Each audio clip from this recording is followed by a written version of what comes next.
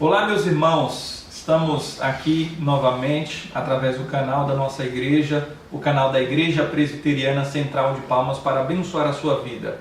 Hoje, domingo, dia do Senhor, estamos separados, cada um no seu lar, por causa da pandemia do coronavírus. As igrejas estão fechadas e a nossa não é diferente das outras, mas nós não estamos inertes. Pelo contrário, os nossos corações estão abertos para o Senhor e nós estamos nos nossos lares como igreja do Senhor, servindo e adorando ao Deus bendito eternamente. Então, como forma de adoração ao Senhor, nós vamos meditar na palavra do Senhor, vamos orar e vamos também cantar louvores àquele que é digno de toda honra e toda glória. Nós vamos ficar então agora com os cânticos espirituais e depois nós retornamos para adorar a Deus através da pregação da palavra. Fiquem com os cânticos espirituais. Vamos louvar o nosso Deus agora através de cânticos. O nosso Deus que é a nossa rocha, o nosso Redentor, a razão do nosso cantar. Feche teus olhos, que as palavras dos seus lábios, o meditar do teu coração sejam agradáveis ao nosso Senhor.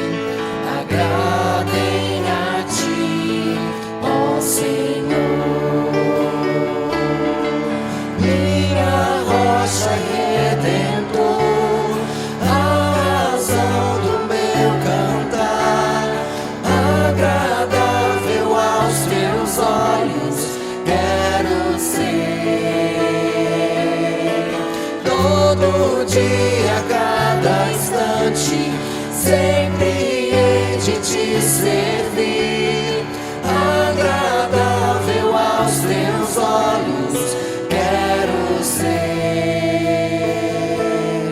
ó Senhor.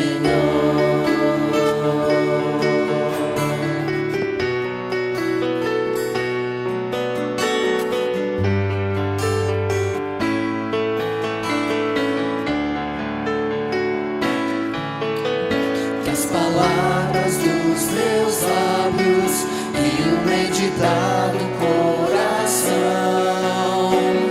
agradem a ti, Senhor, ó Senhor, minha rocha e redentor, a razão do meu cantar. Teus olhos quero ser, todo dia, cada instante, sempre hei de te servir, agradável aos teus olhos quero ser, ó Senhor. Amém. Glória ao Senhor.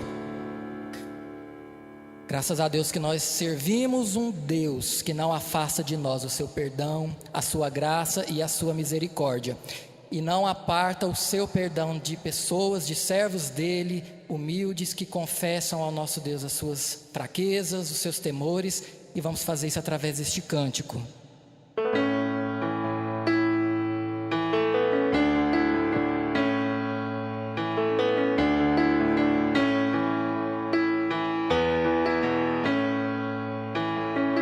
Confesso a ti, Senhor, que fraco eu sou, tão fraco eu sou, mas forte tu és. Eu venho a ti, Senhor, sem nada pra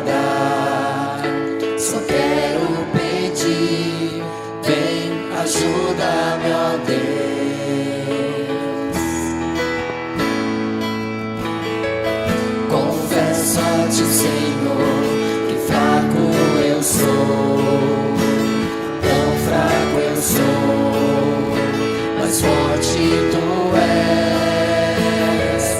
Eu venho a ti, Senhor, sem nada pra dar, só quero pedir, vem, ajuda-me, ó Deus.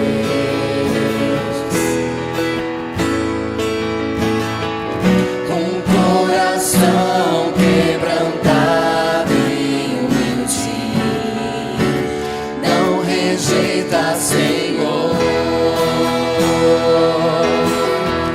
Estenda a mim tua graça e deixe teu amor fluir. Com misericórdia nós clamamos, vai chover perdão e graça sobre mim, perdão e graça, e lava-me, Senhor, pois hoje eu preciso do teu amor. Vai chover perdão e graça sobre mim, perdão e graça, e lava-me, Senhor, pois hoje eu preciso do teu amor.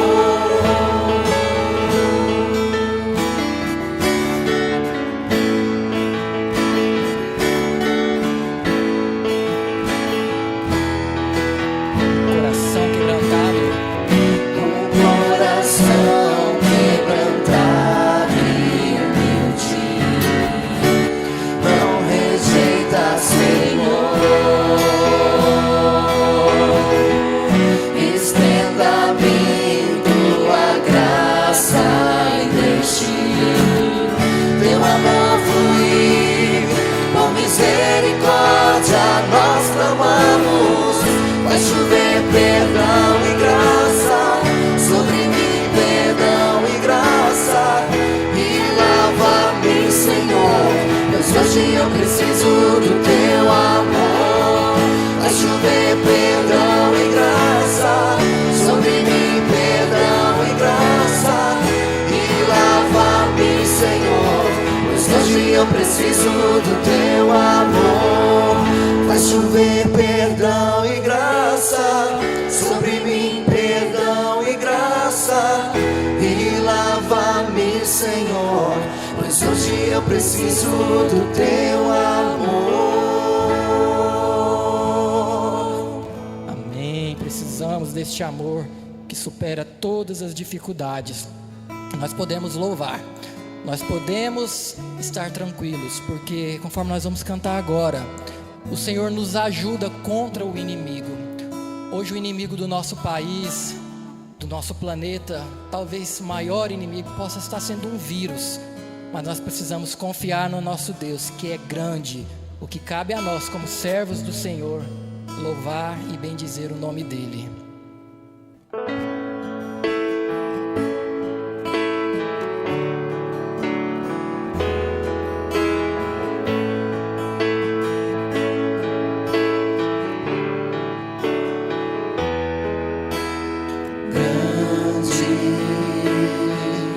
É o Senhor e muito digno de louvor,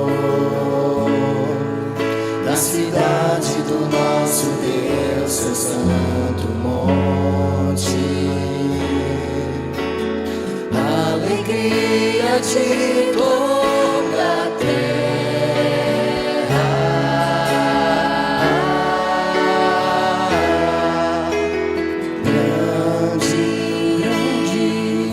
Senhor em quem nós temos a vitória e que nos ajuda contra o inimigo. Por isso diante dele nos prostramos.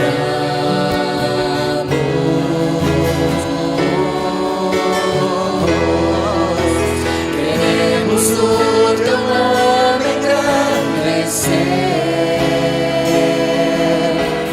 e agradecer-te por tua obra em nossas vidas. Confiamos em teu infinito amor, pois só tu és o Deus eterno sobre toda a terra e céu. Queremos o teu nome engrandecer e agradecer-te por tua obra em nossas vidas. Confiamos em teu infinito amor, pois só tu és o Deus eterno sobre toda a terra e céus.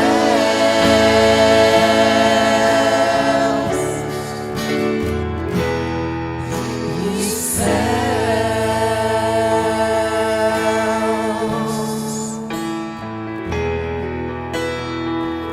Louvamos o teu nome, ó Pai. Receba essas palavras através dessas músicas que entoamos como aroma agradável ao teu nome.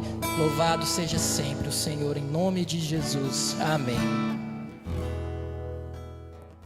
Estamos de volta então para a meditação na palavra do Senhor.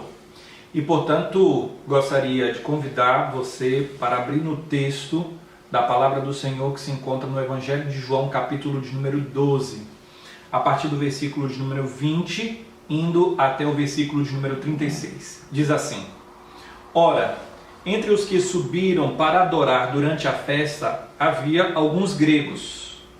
Estes, pois, se dirigiram a Filipe, que era de Betsaida, da Galileia, e lhe rogaram: Senhor, queremos ver Jesus. Filipe foi dizê-lo a André, e André e Filipe o comunicaram a Jesus. Respondeu-lhes Jesus: É chegada a hora de ser glorificado o Filho do Homem.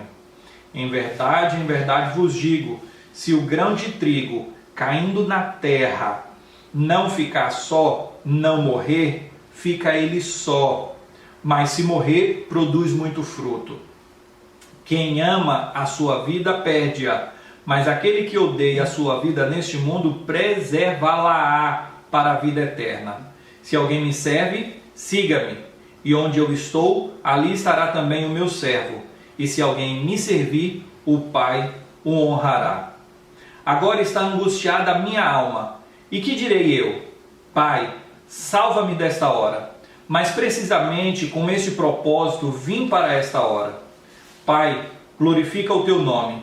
Então veio uma voz do céu: Eu já o glorifiquei, e ainda o glorificarei. A multidão, pois, que ali estava, tendo ouvido a voz, dizia ter havido um trovão. Outros diziam: Foi um anjo que lhe falou. Então explicou Jesus: Não foi por mim que veio esta voz, e sim por vossa causa. Chegou o momento de ser julgado este mundo, e agora o seu príncipe será expulso. E eu, quando for levantado da terra, atrairei todos a mim mesmo. Isto dizia, significando de que gênero de morte estava para morrer. Replicou-lhe, pois, a multidão: Nós temos ouvido da lei que o Cristo permanece para sempre. E como dizes tu ser necessário que o Filho do Homem seja levantado? Quem é esse Filho do Homem? Respondeu-lhes Jesus: Ainda por um pouco a luz está convosco, ainda enquanto tendes a luz, para que as trevas não vos apanhem. E quem anda nas trevas não sabe para onde vai. Enquanto tendes a luz, crede na luz, para que vos torneis filhos da luz. Jesus disse estas coisas e, retirando-se, ocultou-se deles. Nós temos aqui um texto muito interessante, muito peculiar, porque o Senhor Jesus responde uma questão, responde uma situação de uma forma aparentemente desconexa. Vamos entender o que está acontecendo aqui. É a festa da Páscoa, está se aproximando. Alguns gregos e outros tantos iam para o templo, que naquela época ainda existia, o templo em Israel, para adorar ao Senhor Deus. E então alguns gregos procuraram ao Senhor Jesus, mas foram por intermédio de André e Filipe. Perceba que os dois nomes aqui são gregos, André e Filipe, os dois únicos nomes gregos dos 12 apóstolos. E então eles procuraram ao Senhor Jesus. E quando encontraram o Senhor, disseram: Senhor, está aqui alguns gregos que vieram procurá-lo. E então Jesus diz agora, perceba que parece desconectada a resposta de Jesus à situação que estava desenrolando ali. Jesus disse: em verdade, é chegada a hora do Filho do Homem ser glorificado. Espera aí, o que é que isso tem a ver com a colocação dos discípulos de que aqueles gregos estavam procurando o Senhor Jesus? Como eu disse, aparentemente é desconectada. Mas o que está sendo revelado aqui é que a chegada do Filho do Homem ser glorificado, e isso está relacionado ao tipo de morte que o Senhor haveria de passar, porque logo em seguida o texto diz que o Senhor Jesus morreria, e se ele não morresse, aí Jesus usa a figura do trigo, que ficando ele só, nenhum problema acontece, mas também não há a produção de nova vida, de novos trigos. Ficando ele só, tudo está assim, mas se ele morrer, produz muito fruto. Então, o tempo de Jesus ser glorificado está relacionado ao tempo da morte do Senhor e o tempo da atração dos povos. Aqui, os judeus adoravam ao Senhor em Jerusalém, os gregos foram para Jerusalém, mas eles não foram simplesmente com a intenção de adorar na Páscoa. Eles estão procurando o Senhor Jesus. E então o Senhor faz uma conexão com esse fato para dizer que aquela Páscoa era o tempo que havia chegado da sua morte, mas também o tempo da sua glorificação. O tempo em que o mundo conheceria o Cristo da cruz. Mas não somente o Cristo da cruz, mas o Cristo ressurreto, aquele que ampliou a mensagem de salvação não simplesmente para judeus, não simplesmente para gregos, mas para todos os gentios. E então nós temos a mensagem anunciada da salvação de Cristo Jesus, que chega até os confins da terra, até os confins do mundo, e que chegou até nós, por exemplo, brasileiros. E aqui estamos louvando e bendizendo a esse Deus Santo, porque Cristo morreu na cruz para nos salvar. Que mensagem gloriosa, que mensagem fantástica. A produção da vida está relacionada à morte do Senhor Jesus. Assim como se um trigo se mantiver só, ele não produz vida, ele caindo ao chão, morrendo, então ali brota-se nova vida. É uma figura para dizer que a morte do Senhor Jesus é a vida de muitos, a vida espiritual de muitos, que é chegada através da salvação que vem por intermédio da morte do Senhor. Logo em seguida, o Senhor Jesus traz essa aplicação para todo seguidor dele. Todo seguidor do Senhor também precisa dar a sua vida em favor do Evangelho. É isso que nós encontramos no versículo 25 e 26. Quem ama a sua vida, perde-a. Mas aquele que odeia a sua vida nesse mundo, preservá-la-á para a vida eterna. E então nós precisamos seguir o exemplo do Senhor, que se desprezou para que outros fossem amados. E quando se fala sobre se desprezar, não é a questão de nós olharmos para a nossa imagem diminuta ou ter um problema de uma imagem pessoal, como nós chamamos uma baixa autoestima. Não, não é isso. É o desprezar no sentido de colocar a nossa vida em risco em favor do Evangelho. Mas aquele que quer preservar, aquele que quer cuidar da sua vida, aquele que pensa em si mesmo, ele não consegue fazer com que o Evangelho produza novas vidas. É isso que o Senhor está falando aqui.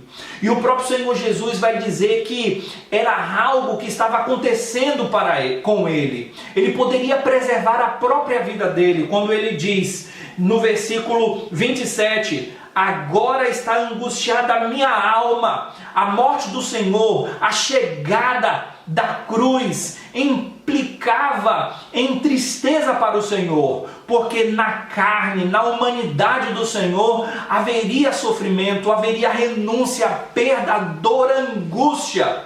E a alma do Senhor estava angustiada por causa daquele momento. Mas ele diz, que direi eu? Vou fugir desse tempo? Ele diz não, porque ele veio precisamente para esta hora. Ele veio exatamente para a cruz. Ele nasceu para morrer por nós. Ele nasceu para sofrer da forma como ele sofreu. Ele veio com um destino certo, e o destino do Senhor era a cruz. Por isso, que diria o Senhor? Pai, salva-me desta hora? É isso que o versículo 27 fala. Ele oraria ao Senhor: Pai, retira de mim esse tempo? Ele diz não, porque precisamente para esta hora é que eu vim. E então o Senhor Jesus ora a Deus. No versículo de número 28, ele diz: Pai, glorifica o teu nome. O nome do Senhor haveria de ser glorificado na morte do Cordeiro. E então, interessantemente, naquele exato momento, o Senhor responde dos céus, e todos que estavam ali ouviram. Olha o que é que diz o texto. Então veio uma voz do céu: eu já o glorifiquei e ainda o glorificarei. O Pai glorificou a Cristo nas obras que o Senhor Jesus realizava, estando com o próprio Senhor Jesus. E Deus apontou para a cruz dizendo: eu glorificarei. Na humilhação do Senhor, na morte do Senhor, a vida na ressurreição. E eu vou glorificar o Filho. Esta é a mensagem do Pai. Agora eu gostaria que você prestasse atenção no que eu acabei de falar. Se imagine nesta situação: Jesus orando, falando com Deus, as pessoas ouvindo, e de repente o próprio Deus responde dos céus.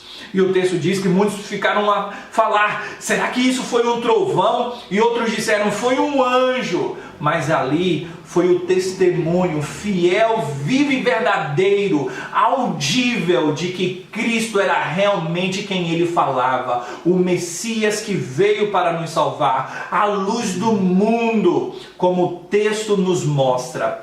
Ali eles não entenderam muito, aqueles que ali estavam, porque quando o Senhor falou sobre morte, sobre ir para a cruz, e o tipo de morte que ele haveria de passar, é aqui feito menção pelo evangelista João, quando diz que ele fosse levantado da terra. E isso você encontra no versículo de número 32. Então era o tipo de morte que o Senhor haveria de passar. E então as pessoas que estavam ali ficaram a pensar: mas nós ficamos sabendo que o Cristo que haveria de vir, o Filho do Homem, permaneceria. E o Senhor está falando que vai passar, que vai morrer? Em outras palavras, é isso que na sequência do texto nos é mostrado. Mas o Senhor Jesus está mostrando que a revelação, por mais que eles não conseguissem captar, a revelação do que haveria de acontecer estava sendo dada. Ele permanece, mas a permanência desse Cristo não exclui o sofrimento desse Cristo. A permanência e a exaltação deste Deus não exclui a cruz. Pelo contrário, a cruz é a forma de atrair para Ele mesmo aqueles que pertencem ao Pai. E é isso que o versículo 32 fala: e eu, quando for levantado da terra, atrairei todos a mim mesmo. E que todos são esses? Todos de acordo com o contexto: gregos, judeus e gentios, todas as gentes, todos os povos. Que mensagem gloriosa! Que mensagem magnífica desse Cristo que não passou, desse Cristo que foi para a cruz, mas ressuscitou, o Cristo que está vivo, o Cristo que é a luz do mundo, um mundo que anda em trevas, um mundo que está perdido. Portanto, gostaria de concluir fazendo a seguinte reflexão: o mundo está em trevas por causa do pecado, em trevas por causa do coronavírus, em trevas por causa de situações que trazem ao coração do homem desespero, morte, angústia, falta de emprego, dispensa de um emprego, problemas familiares por causa da quarentena. Se nós formos enumerar os problemas próprios do tempo que estamos passando, nós iríamos narrá-los aqui e não chegaríamos ao fim. porque os problemas sempre existiram. Eles estão somatizados por causa de um contexto específico. E nós não podemos pensar da seguinte forma: olha, as coisas estão ruins, mas não podem piorar. Não, nós não queremos ser profetas da desgraça humana, profetas que anunciam situações caóticas que estão por vir. Nós não estamos aqui para colocar diante de toda essa situação um prognóstico caótico, mas nós também não queremos dizer que aquilo que está ruim não pode piorar. Sim, aquilo que está ruim pode piorar. Não especificamente sobre essa questão do coronavírus, mas sobre toda a questão da existência humana, porque nós somos falíveis, finitos, tacanhos e mortais. Mas nós temos um Cristo que venceu. E por mais que a circunstância possa parecer que está saindo dos trilhos, pode parecer que está desgringolando, saindo do curso do nosso manejar, aquilo próprio que é da nossa vida, aquilo que nós achamos que não conseguimos mais controlar. Eu gostaria de trazer uma notícia bela para você.